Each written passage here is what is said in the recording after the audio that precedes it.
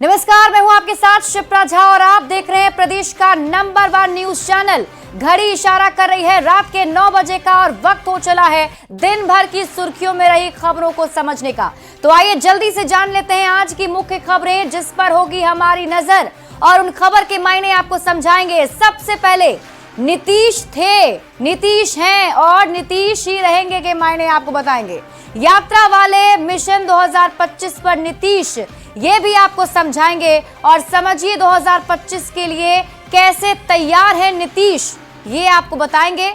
जानिए 2022 से अब तक कितनी बार लगा है रोजगार मेला और खबर क्या वोट बैंक के हिसाब से मिलना चाहिए मंत्री पद, इसके मायने आपको बताएंगे।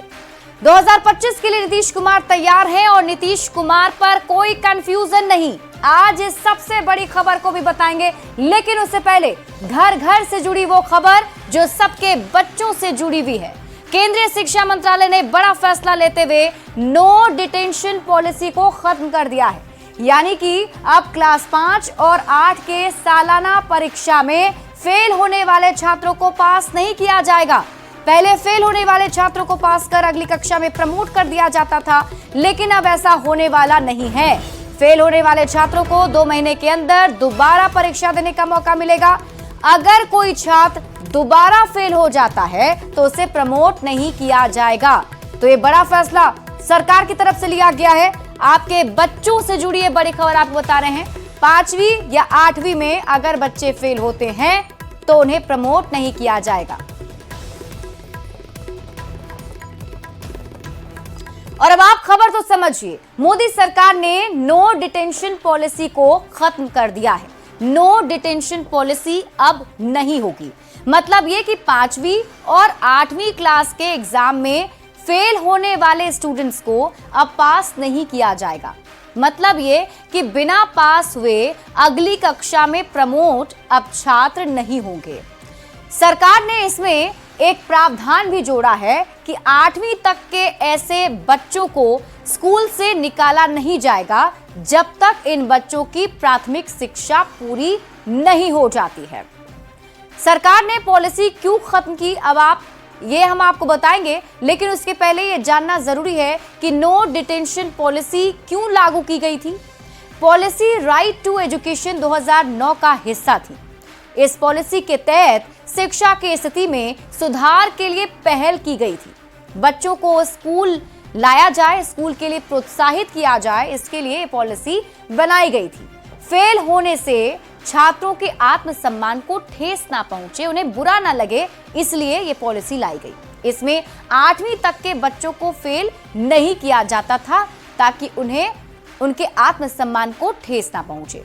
दरअसल 2016 में central advisory board of education यानी CABE ने ह्यूमन रिसोर्स डेवलपमेंट मिनिस्ट्री को नो डिटेंशन पॉलिसी हटाने का सुझाव दिया था।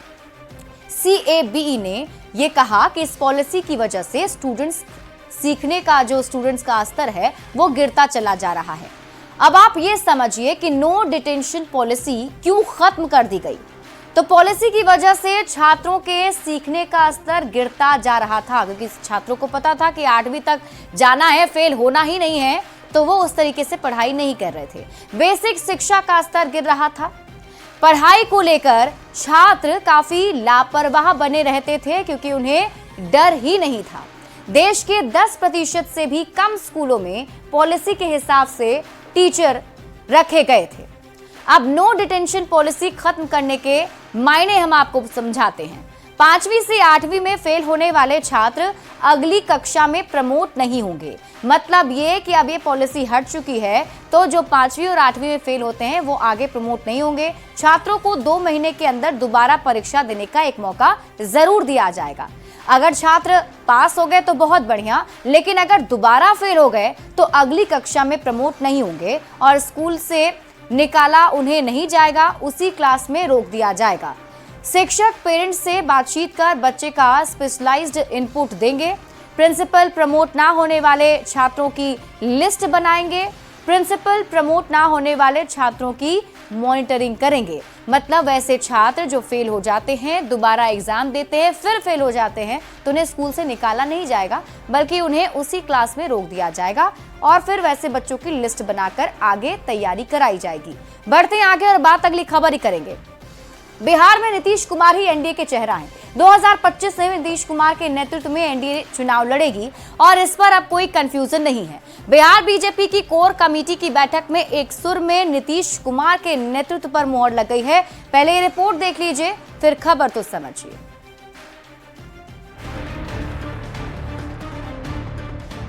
कोई कंफ्यूजन नहीं है, थे, हैं और आगे उनके नेतृत्व चुनाव लड़ा जाएगा। नीतीश कुमार ही नेता हैं। बिहार में नीतीश कुमार हैं। नीतीश कुमार सीएम थे, नीतीश कुमार सीएम हैं और नीतीश कुमार ही सीएम रहेंगे।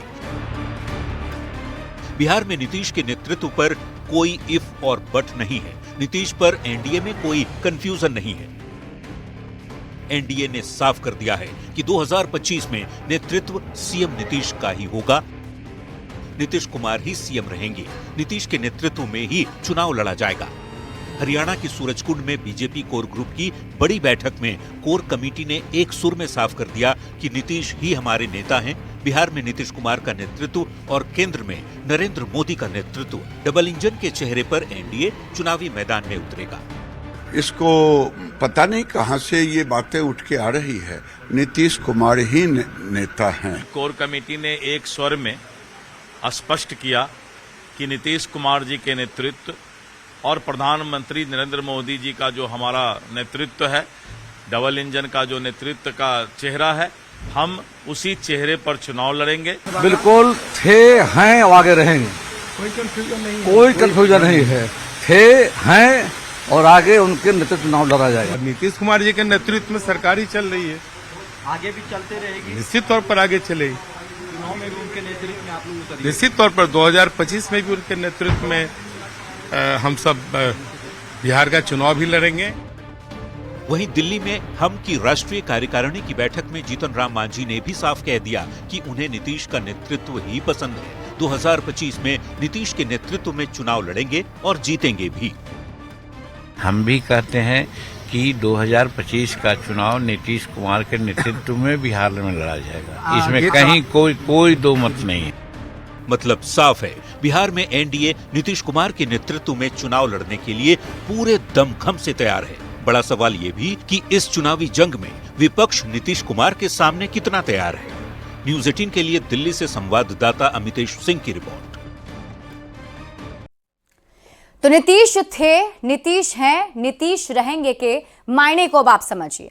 दरअसल कुछ दिनों पहले केंद्रीय गृह मंत्री अमित शाह ने एक निजी न्यूज चैनल को इंटरव्यू दिया था। अमित शाह से उस वक्त जब सवाल हुआ कि क्या 2025 में नीतीश कुमार के नेतृत्व में ही चुनाव लड़ा जाएगा, इस सवाल के जवाब में अमित शाह ने कहा कि हम एक साथ बैठेंगे और इस मुद्दे पर निर्णय लेंगे। एक बार जब हम फैसला ले लेंगे तो हम आपको बताएंगे। अमित शाह के इस जवाब पर विपक्ष ने सवाल उठा दिया। विपक्ष की ओर से कहा जाने लगा कि नीतीश कुमार को बीजेपी सीएम नहीं बनाएगी। महाराष्ट्र की तरह ही बिहार में भी बीजेपी अपना सीएम बनाने वाली है। कंफ्यूजन दूर करने के लिए एनडीए नेताओं ने स्थिति साफ कर दी कि नीतीश कुमार ही चेहरा होंगे और यही वजह है कि लगातार बिहार बीजेपी के जो बड़े नेता हैं उनकी तरफ से साफ कर दिया गया कि मुख्यमंत्री नीतीश कुमार के नेतृत्व में ही आगे भी चुनाव लड़ा जाएगा और सीएम नीतीश कुमार ही बनेंगे। बढ़ते हैं आगे और बात अगली खबर ही करेंगे। बिहार में एक बार फिर से मुख्यमंत्री नीतीश कुमार यात्रा पर निकल पड़े हैं। सीएम की प्रगति यात्रा की शुरुआत पश्चिमी चंपारण में वाल्मीकि नगर के घोटवा से शुरू हुई, जहां सीएम ने करीब 700 करोड़ की योजनाओं का शिलान्यास और उद्घाटन किया है। पहले ये रिपोर्ट देखिए, फिर खबर तो समझिए। सुबह के करीब 9 बज रहे हैं। पटना के एक अणी मार्ग के बाहर हल्की फुल्की हलचल दिख रही है, लेकिन सोशल मीडिया पर सियासी हलचल कुछ ज्यादा ही तेज है। जेडीयू के ऑफिशियल हैंडल से एक के बाद एक सीएम नीतीश कुमार की कई तस्वीर पोस्ट किए गए। कुछ ही देर बाद सीएम नीतीश कुमार का काफिला पटना एयरपोर्ट के लिए रवाना होता है, क्योंकि बिहार में तैयारी अब 2025 के चुनावी जंग की है और सीएम नीतीश कुमार एनडीए की ओर से 2025 का चेहरा बनकर अपनी 15वीं यात्रा पर निकल चुके हैं। मुख्यमंत्री नीतीश कुमार अपने पहले प्रगति यात्रा के दौरान आज वो पटना से रवाना हो रहे हैं। नीतीश कुमार की प्रगति यात्रा का आगाज हमेशा की तरह पश्चिम चंपारण से हुआ है। मुख्यमंत्री राज्य सरकार की विकास योजनाओं की प्रगति की जानकारी ले रहे हैं। पश्चिम चंपारण में सीएम सबसे पहले संतपुर सोहरिया पंचायत के थारू टोला घोटवा पहुंचे, जहां वृक्षारोपण के साथ यात्रा की शुरुआत की। इस दौरान सीएम नीतीश कुमार ने करीब 700 करोड़ की योजनाओं का शिलान्यास और उद्घाटन किया है। दीदी भी अच्छा कपड़ा पहन रही है तो हम लोग को खुशी नहीं होगा? बहुत अच्छा लगा बात है। उनके बात करने से हम लोग को भी हिम्मत लगा कि हम लोग भी कुछ आगे कर सकते हैं। तेजस्वी यादव ने मुख्यमंत्री की यात्रा को लेकर सवाल उठाए थे, जिस पर सियासत भी जारी है। नेताओं का कहना है कि यात्रा से विपक्ष बेचैन है। तो सपना तो वो काफी 20 साल से देख रहे हैं, 20 साल से लगातार सपना देख रहे हैं, आगे भी 5 साल देखेंगे सपना। जी से लाट टपकता है, कहीं माननीय मुख्यमंत्री नीतीश कुमार जी इनके समर्थन में आ जाएंगे, ये कभी नहीं होने वाला है। प्रगति यात्रा का पहला चरण 28 दिसंबर तक चलेगा और मुख्यमंत्री 6 जिलों का दौरा करेंगे। अभी विपक्ष यही माहौल बनाने में लगा था कि 2025 में बीजेपी नीतीश कुमार को चेहरा बनाने वाली नहीं है। दूसरी ओर नीतीश कुमार की प्रगति यात्रा के दूसरे चरण का ऐलान भी हो गया। न्यूज 18 के लिए बेतिया से आनंद अमृतराज, मुन्ना राज के साथ पटना से विनीता मिश्रा की रिपोर्ट। और देखिए, प्रगति यात्रा पर सीएम नीतीश कुमार निकले हुए हैं। 23 दिसंबर से पश्चिमी चंपारण से यात्रा की, यानी कि आज से इनकी शुरुआत हो चुकी है। 24 दिसंबर को नीतीश कुमार पूर्वी चंपारण में रहेंगे। मतलब ये कि आज से यात्रा की शुरुआत हुई है, 28 दिसंबर तक यात्रा चलने वाली है, जिनमें 5 जिलों का वो दौरा करेंगे। आज पश्चिमी चंपारण से इसकी शुरुआत हुई और 24 दिसंबर को नीतीश कुमार पूर्वी चंपारण में रहेंगे, यानी कि कल पूर्वी चंपारण जाने वाले हैं। 26 दिसंबर को शिवहर और फिर सीतामढ़ी में सीएम नीतीश कुमार की यात्रा होने वाली है। 27 दिसंबर को मुजफ्फरपुर जाएंगे, नीतीश कुमार की प्रगति यात्रा वहां पर होगी और फिर 28 दिसंबर को वैशाली में पहले चरण की यात्रा का समापन हो जाएगा। प्रगति यात्रा का दूसरा चरण 4 जनवरी से शुरू होने वाला है और इसकी तारीखों का ऐलान आज ही किया गया, जिसमें बता दिया गया है कि 4 से लेकर 13 जनवरी के बीच दूसरा चरण चलने वाला है। तो दूसरे चरण में भी सीएम नीतीश कुमार 4 जनवरी, 7 जनवरी, 8 जनवरी, 11 जनवरी, 12 जनवरी और 13 जनवरी को जो है यात्रा करेंगे। और सबसे पहले अगर हम आपको बताएं तो 4 जनवरी को सीएम नीतीश कुमार गोपालगंज जाने वाले हैं। गोपालगंज में उनकी यात्रा होगी और उसके ठीक आगे 7 जनवरी को सीएम नीतीश कुमार सिवान जाने वाले हैं। 8 जनवरी की अगर हम बात कर लें तो सीएम नीतीश कुमार 8 को छपरा में रहेंगे, फिर दरभंगा, उसके बाद मधुबनी और समस्तीपुर में 13 जनवरी को दूसरे चरण का भी समापन हो जाएगा। प्रगति यात्रा के दौरान सीएम नीतीश कुमार लगातार जीविका दीदियों से मिल रहे हैं और कई सारी योजनाओं का शिलान्यास, उद्घाटन कर बिहार वासियों को तोहफा भी दे रहे हैं। आज उन्होंने एक समीक्षा बैठक भी की थी। अब नीतीश कुमार ने अब तक कितनी यात्रा की है, इसके बारे में अगर हम आपको बताएं तो अब तक मुख्यमंत्री नीतीश कुमार 14 यात्रा कर चुके हैं और ये 15वीं यात्रा है उनकी, जिसे प्रगति यात्रा का नाम दिया गया है। और इस प्रगति यात्रा के दौरान मुख्यमंत्री लोगों के बीच जाकर संवाद कर रहे हैं। बढ़ते आगे और बात अगली खबर ही करेंगे। पीएम मोदी ने सोमवार को रोजगार मेले के दौरान 71,000 से ज्यादा युवाओं को नियुक्ति पत्र सौंपे हैं और पीएम ने देश भर में एक साथ 45 स्थानों पर रोजगार मेले को वर्चुअली संबोधित किया है। पीएम ने इस दौरान कहा कि भारत ने 2047 तक विकसित भारत के निर्माण का संकल्प लिया है। हमें इस संकल्प पर भरोसा है, इस लक्ष्य की प्राप्ति का विश्वास है। रोजगार मेले का आयोजन लगातार किया जा रहा है। मुझे ये नियुक्ति पत्र पाकर बहुत ज्यादा खुशी हो रही है। लोकसभा चुनाव के दौरान रोजगार बड़ा मुद्दा बना था और अब शुरू हो चुका है नियुक्ति पत्र बांटने का दौर। देश के 45 शहरों में हुए कार्यक्रम में 71,000 युवाओं को नियुक्ति पत्र दिया गया। प्रधानमंत्री नरेंद्र मोदी वीडियो कॉन्फ्रेंसिंग के जरिए इस कार्यक्रम से जुड़े। उन्होंने कहा, केंद्र सरकार रोजगार के लिए अभियान चला रही है और 1.5 साल में करीब 10 लाख युवाओं को सरकारी नौकरी मिली है। देश में न केवल लाखों युवाओं को सरकारी नौकरियां मिल रही हैं, बल्कि ये नौकरियां पूरी ईमानदारी और पारदर्शिता के साथ दी जा रही है। देश भर के जिन 45 शहरों में रोजगार मेला लगा, उसमें पटना और मुजफ्फरपुर भी है। पटना के ऊर्जा ऑडिटोरियम में भी केंद्रीय मंत्री राजीव रंजन सिंह उर्फ ललन सिंह ने बिहार के 821 युवाओं को नियुक्ति पत्र सौंपा। आदरणीय प्रधानमंत्री नरेंद्र मोदी जी का संकल्प है 2047 में विकसित भारत बनाने का, आत्मनिर्भर भारत बनाने का, और उसमें सबसे बड़ा योगदान युवा शक्ति का है।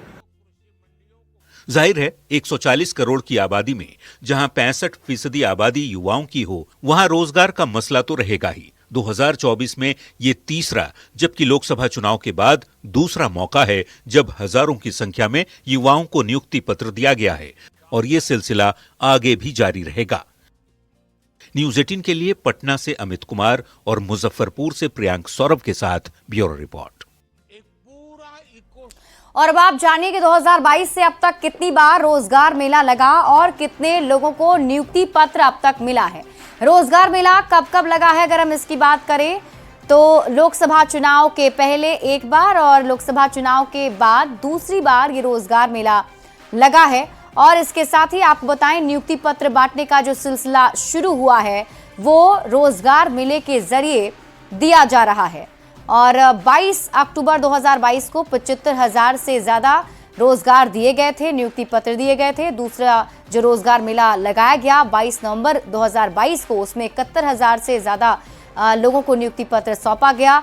तीसरा रोजगार मेला 20 जनवरी 2023 को, जो 71,000 से ज्यादा लोगों को नियुक्ति पत्र सौंपे गए। और चौथा रोजगार मेला 13 अप्रैल 2023, जिसमें 71,000 से ज्यादा लोगों को नियुक्ति पत्र सौंपे गए हैं। वहीं पांचवें रोजगार मेले में भी 16 मई 2023 को 70,000 से ज्यादा लोगों को रोजगार दिया गया। अब देखिए कितने लोगों को नौकरी मिली है, तो 12 फरवरी 2024 को 1 लाख से ज्यादा लोगों को नौकरी दी गई। 29 अक्टूबर 2024 को 51,000 से ज्यादा लोगों को नौकरी दी गई है। 23 दिसंबर 2024 को 71,000 से ज्यादा लोगों को नौकरी सरकार ने दी है। तो ऐसे में सरकार की तरफ से जो लक्ष्य निर्धारित किए गए हैं उसे भी साधने की कोशिश की जा रही है।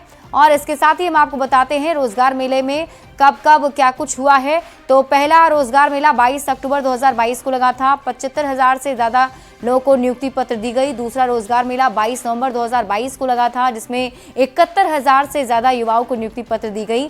तीसरा रोजगार मेला 20 जनवरी 2023 को था, जिसमें 71,000 से ज्यादा युवाओं को नियुक्ति पत्र सौंपी गई है। और चौथा रोजगार मेला 13 अप्रैल 2023 को 71,000 से ज्यादा लोगों को नियुक्ति पत्र सौंपी गई है। बढ़ेंगे आगे और बात अगली खबर करेंगे। क्या झारखंड में विभागों के बंटवारे से मंत्री खुश नहीं हैं? क्या जाति धर्म के वोट बैंक के हिसाब से विभागों का बंटवारा होना चाहिए? मंत्रिमंडल विस्तार के 2 हफ्ते बाद ये सवाल इसलिए उठ रहे हैं क्योंकि स्वास्थ्य मंत्री डॉक्टर इरफान अंसारी का एक वीडियो सोशल मीडिया पर वायरल हो रहा है। इस वायरल वीडियो में इतना बवाल मचा दिया कि सर्दी में भी झारखंड की सियासत गर्मा गई। ये रिपोर्ट देखिए।